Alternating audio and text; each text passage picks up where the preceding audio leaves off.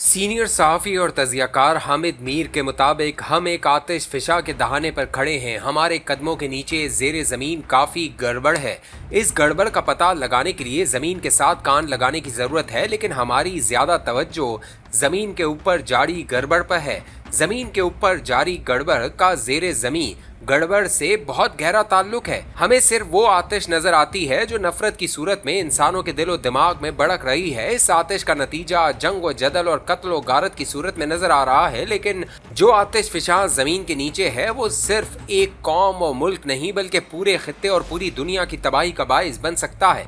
इस आतिश फिशा को समझने के लिए हमसाया मुल्क भारत की रियासत मगरबी बंगाल चलते हैं। भारत को दुनिया की सबसे बड़ी जमहूरियत कहा जाता है, लेकिन चंद दिन कबल भारतीय वजीर आज़म नरेंद्र मोदी ने सुप्रीम कोर्ट ऑफ इंडिया और इलेक्शन कमीशन ऑफ इंडिया की मदद से मगरबी बंगाल में इलेक्शन जीतकर कोलकाता में भी जमहूरियत का जनाजा निकाल दिया। मगरबी बंगाल में तृणमूल कांग्रेस की ममता बनर्जी 2011 से वजीर आला थीं। उन्होंने मगरबी बंगाल की 27% मुस्लिम आबादी और 23% दलित आबादी की मदद से यहाँ बीजेपी का रास्ता रोक रखा था।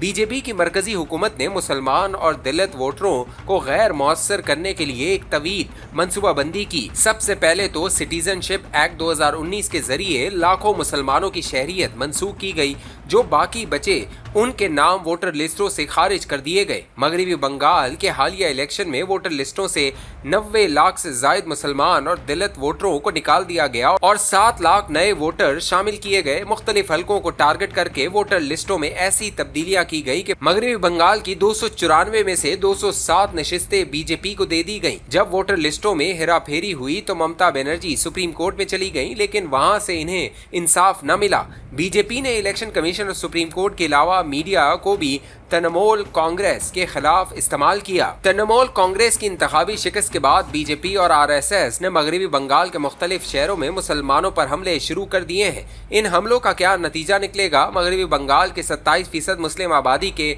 नौजवान आरएसएस का मुकाबला करने के लिए अस्करियत का रास्ता इख्तियार कर लेंगे। जमातुल मुजाहिदीन बांग्लादेश पहले ही मगरबी बंगाल और आसाम में सरगर्म है, अब उसे मजीद अफरादी कुव्वत मिल जाएगी। इस जमात की कार्रवाइयों का इल्जाम बांग्लादेश पर लगाया जाएगा। भारत और बांग्लादेश के ताल्लुकात में तनाव बढ़ेगा। बीजेपी की पॉलिसियों से पूरे भारत में मुसलमान पहले से ज्यादा गैर महफूज हो जाएंगे। मकबूजा जम्मू और कश्मीर में भी जुल्म बढ़ेगा और जुल्म के खिलाफ मजम्मत बढ़ेगी।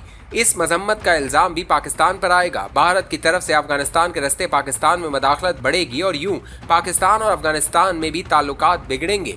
भारत में जमहूरियत के कमजोर होने से जो गड़बड़ फैलेगी वो आग बनकर पूरे खित्ते को अपनी लपेट में ले लेगी। जमहूरियत की कमजोरी से पैदा होने वाले मसाइल का हल आमरीत या मतलकुल अन्नानियत नहीं होती। अब जरा गौर करें कि मगरबी बंगाल के इलेक्शन के बारे में आलमी मीडिया जो कुछ कह रहा है, क्या वही कुछ 2024 में पाकिस्तान के इलेक्शन के बारे में नहीं कहा गया था? आज जो इल्जामात इलेक्शन कमीशन ऑफ इंडिया और सुप्रीम कोर्ट ऑफ इंडिया पर लगाए जा रहे हैं, क्या ऐसे ही इल्जामात पाकिस्तान में इन इदारों पर नहीं लगाए जाते रहे? वक्त गुजरने के साथ साथ पाकिस्तान के नाम नहाद आजाद मीडिया पर इलेक्शन कमीशन और सुप्रीम कोर्ट के बारे में तनकीद कम होती जा रही है, क्योंकि भारत की तरह पाकिस्तान में भी मीडिया पर रियासत का कंट्रोल बढ़ गया है। अब आइए इस आतिश फिशा की तरफ जिस पर हमें तवज्जो देने की जरूरत है। ये आतिश फिशा दरअसल वो शिद्दत पसंदी और अस्करियत है जो जमहूरी इदारों की कमजोरी की वजह से हमारे नौजवानों में फैल रही है। गुज़िश्ता दिनों चारसद्दा के नामवर आलिम दीन मौलाना शेख मोहम्मद इदरीस को दहशतगर्दी का निशाना बनाया गया। शेख मोहम्मद इदरीस खैबर पख्तूनख्वा असम्बली के साबिक रुकन थे। वो अस्करियत के बजाय सियासी जद्दोजहद के कायल थे। कुछ अरसे से इन्हें धमकियां दी जा रही थी कि वो जमहूरियत और आइन की हिमायत छोड़ दें। उनके कुछ शागिर्द भी उनसे पूछते थे कि जिस जमहूरियत में इंसाफ न हो और जिस आइन को ताकतवर लोग अपनी मर्जी के मुताबिक इस्तेमाल करें, इस जमहूरी निज़ाम की हिमायत का क्या फ़ायदा? शेख मोहम्मद इदरीस ने धमकियों के बावजूद सियासी व जमहूरी जद्दोजहद की हिमायत जारी रखी और आखिरकार गोलियों का निशाना बन गए। हस्बे मामूल उनकी टारगेट किलिंग का ताल्लुक भी अफगानिस्तान से बताया जा रहा है, लेकिन सवाल यह है कि हमारे नौजवानों को इतनी आसानी से गुमराह क्यों किया जाता है?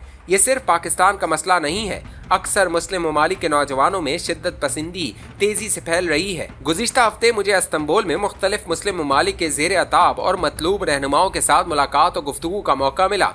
इनमें कुछ ऐसे भी थे जो सियासी जद्दोजहद छोड़कर मुसल्लह जद्दोजहद का रास्ता इख्तियार कर चुके हैं। इन रहनुमाओं का कहना था कि जब इनके जमहूरी इदारे गैर मौसर हो गए तो फिर अपनी बका के लिए उन्होंने बैलेट के बजाय बुलेट का रास्ता इख्तियार किया। इस सिलसिले में बार बार मिस्र की मिसाल दी गई, जहां वोट की ताकत से मोहम्मद मुर्सी इक़्तिदार में आए, लेकिन मगरबी ताकतों ने फौजी बगावत के जरिए मोहम्मद मुर्सी की हुकूमत का खात्मा कर दिया, जिसके बाद मोहम्मद मुर्सी के हामी बहुत से नौजवान शिद्दत पसंद तंजीमों से वाबस्ता हो गए। पाकिस्तान के हालात मिस्र से बहुत मुख्तलिफ हैं, लेकिन यहाँ पर जमहूरी निज़ाम के अंदर रहकर सियासी जद्दोजहद की हिमायत करने वाले उल्मा को निशाना बनाने के वाक़यात बढ़ रहे हैं। ये वाक़यात हमें इस आतिश फिशा का पता दे रहे हैं जो अभी ज़मीन के नीचे है। हमें इस्लामाबाद, लाहौर या कराची में बैठकर ज्यादा नजर नहीं आएगा, लेकिन अगर आप पेशावर या डेरा इस्माइल खान की तरफ जाएं तो आपको जेरे जमीन आतिश फिशा की खौफनाक आवाजें सुनाई देंगी। आप कोयटा या तुर्बत की तरफ जाएं तो आपको जमीन में वो दरारें भी नजर आएंगी जिनमें से आतिश फिशा का लावा उबल कर बाहर आकर तबाही मचा सकता है। ये सारी गड़बड़ जमहूरी इदारों की कमजोरी के बायस बढ़ रही है। अगर हम पाकिस्तान के अरबाब इख्तियार से इन मामलात पर बात करेंगे तो कहेंगे इलेक्शन कमीशन, सुप्रीम कोर्ट और तमाम दीगर इदारे जो भी कर रहे हैं कानून के मुताबिक कर रहे हैं, सब ठीक है। इनका मौक़िफ़ है इस सारी गड़बड़ भारत और अफगानिस्तान की तरफ से हो रही है।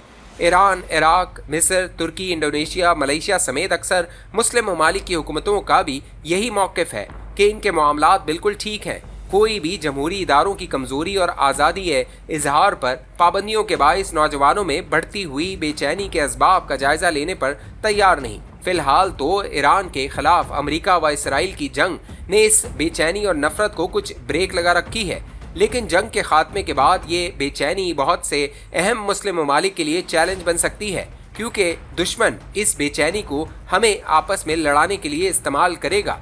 इसलिए ज़मीन के साथ कान लगाकर आतिश फिशा की आवाज़ें सुनने में कोई हर्ज नहीं।